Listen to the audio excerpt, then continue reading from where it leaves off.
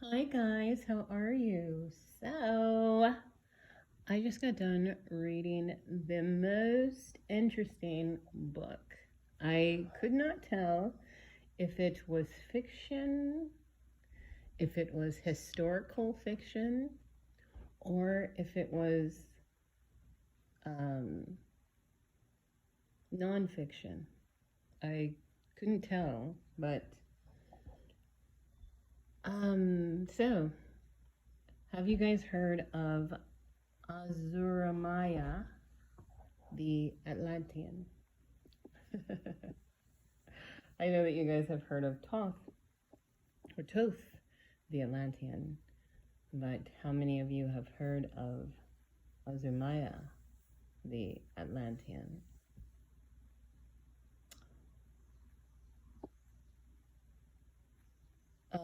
So the book that I read was in Spanish. Yes, it's in Spanish. It was written by a Josefina Menade. I like her name, Josefina Menade. She lived from 1908 to 1978, and her books are very interesting. This one in particular caught my eye today, but I will be picking up and reading her other books as well. All right, so I just wrote random notes, but we're going to go into it because I feel like I came across this for a reason and I have to document it.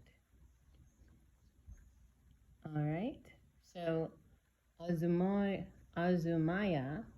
the Atlantean. So Azumaya talks about the Pure Lands of Kimi, and basically that is also known as Kemet, okay? Talks about how Issa is the daughter of King Crone. Talks about something called the Sukra Venus. Calls the Atlantic Ocean the Great Green. Basically, Azumaya was escaping from his home, and he's giving you the history of his people because he is the last of his race. That is what his name means, the last one. And so he has visions of Mu. He comes from Mu, but Mu is related to Atlantis. Those of you who have not heard of the land of Mu, M-U, you should look into it. It's interesting. So he recalls, well, he doesn't recall, he actually has it. And it's called the Mirror of the Future. It is advanced technology that he can use to look into time, the future.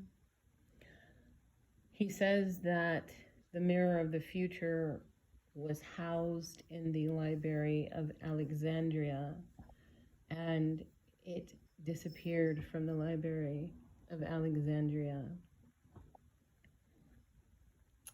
He also talks about a Atlantean Aryan race. Sounds like a half-breed hybrid mix. So Mu is tied to Atlantis, and he talks about the city of the Golden Gates, which was the capital of Mu. He talks about the temples of Mu and how they had transparent walls and they had perpetual lights, never-ending lights. He spoke about how their temples were situated so that they could worship the sun, the moon, and the stars. Their temples were also observatories. There is a picture of Asuramaya, and in the picture, he is wearing an ankh. So I said in my notes that the ankh is tied to Mu, because in the picture of this priest, he is wearing that symbol. One second, I'm going to get a sip of tea.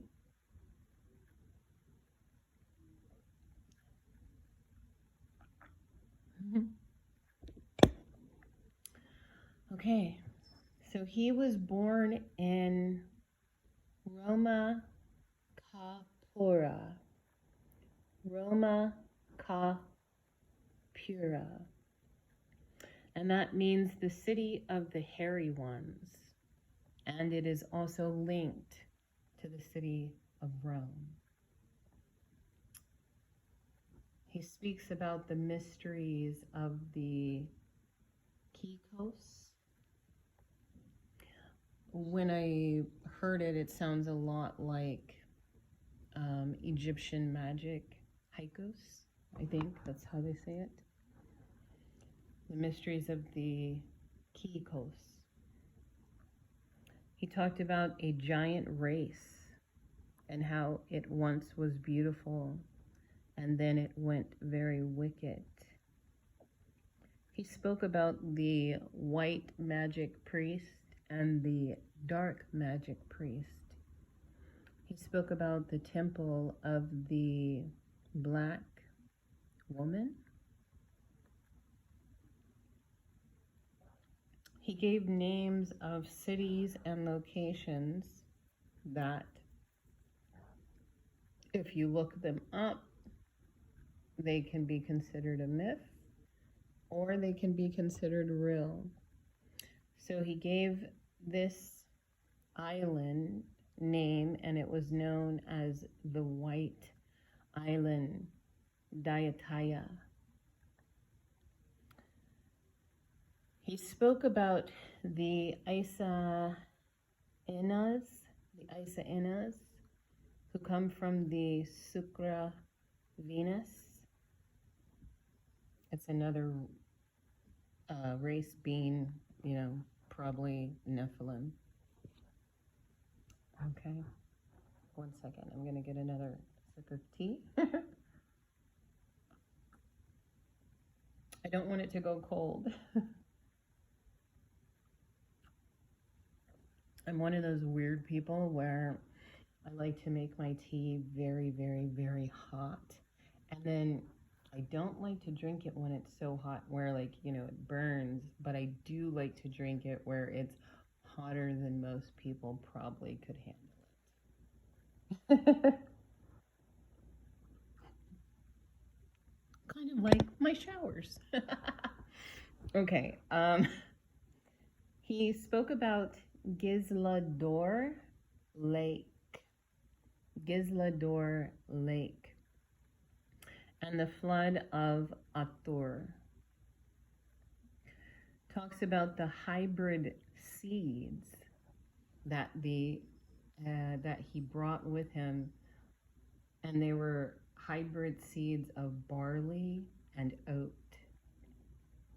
And there were animals and different things as well that he was able to bring with him on his boat. No, it is not the story of Noah. Okay? So he talks about the zodiac a lot, and the Hermakis.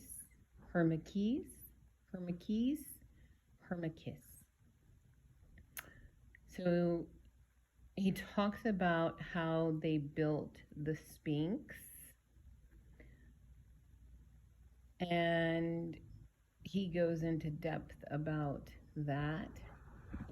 He speaks about the integrated sacred lagoon and how the sacred lagoon is attached to the underground crypt.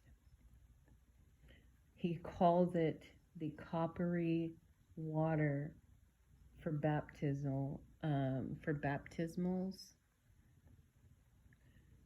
He remembers the great flood that destroyed the world.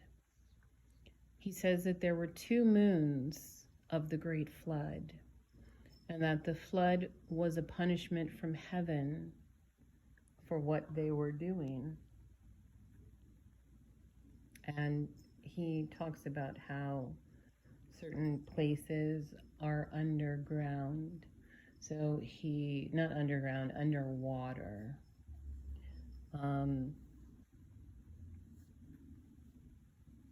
He talks about the temple of the Espritens, the Timus, the Cratias, and Plato's dialogues.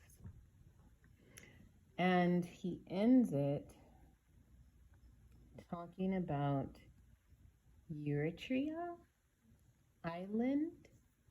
He says that that is underwater. He also says that Tenete is underwater. And he speaks of a first king, and that king's name is Tartessos.